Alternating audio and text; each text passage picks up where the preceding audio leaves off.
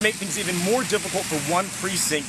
Can't even get to it right now. Right now, we're at the corner of Abercorn and East 64th Street, where we were supposed to be live at the JEA building on Abercorn, but one of the locations we're voting was extended until 9. But take a look at this flooding. Abercorn Street from 59th to 66 is closed because of flooding. Savannah Fire tell us is a combination of the heavy rain from this afternoon and the overflow causing a manhole to pop loose. Now, it's not clear how long the road will be closed.